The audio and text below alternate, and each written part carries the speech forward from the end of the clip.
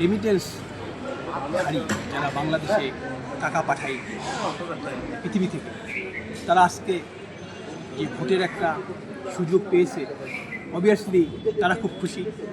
এই খুশির জন্য আপনি জানেন যে যখনই আমরা ভোট দেওয়ার জন্য একটা সুযোগ পেয়েছি, ও বছরই আমাদের এখানে রেমিটেন্স বাড়িয়ে দ্বিগুণ হয়ে গেছে। সবার মনে একটা আশা যে বাংলাদেশ ভালো হবে, আমরা ভোট দিতে পারবো, আমরা একজন এমপিকে চয়েস করতে পারবো আমাদের মনের মতো। হ্যাঁ, এবং আমি মনে করি যে সবাই খুশি, সবার মনে আনন্দ যে তারা ভোট দিতে পারছে। আপনারা জানেন 17 বছর ফেসিবাদীদের সময়ে এখানে বাংলাদেশে বাইরে থেকে অনেকেই আসতে পারতো না। আমাদের রেমিটেন্সের অবস্থাও খারাপ হয়ে গিয়েছিল এবং সেই রেমিটেন্স নিয়েই আমাদের ফেসিবাদীরা সমস্ত টাকাগুলি বাইরে পাঠিয়ে দিয়েছে। এখন দেখেন আমাদের আজকে রেমিটেন্সের জন্যই আজকে বাংলাদেশ আমরা অনেক এগিয়ে আছি।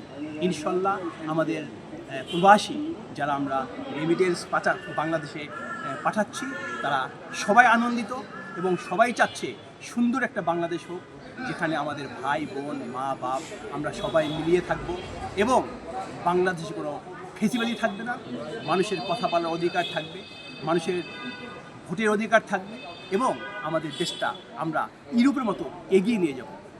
এটাই আমরা আমাদের মনের আশা থাকবে। আপনি কি মনে করছেন যে আগামী ত্রয়োদশ জাতীয় সংসদে যদি বিএনপি জয়লাভ করে এবং প্রধানমন্ত্রীর আসনে বসেন জনাব তারেক রহমান, তাহলে কি দেশ কি আসলে গতি পাবে কিনা এবং তরুণদের জন্য কেমন কাজ করবে মনে করছেন?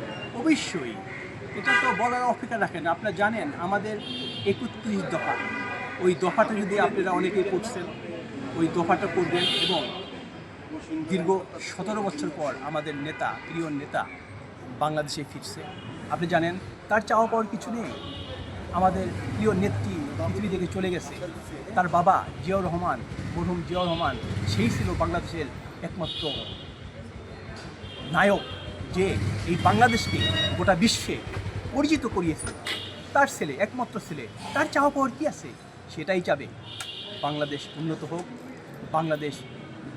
বাংলাদেশের ছেলেমেয়েগুলি শিক্ষায় শিক্ষিত হোক এবং বাংলাদেশ মানুষের কথার অধিকার থাকবে এবং এই দেশটা যেন আমরা পৃথিবীর বুকে মাথা উঁচু করে দাঁড়িয়ে পারি।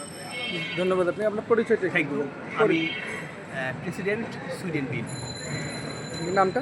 আবুল হাসান খান বাবু।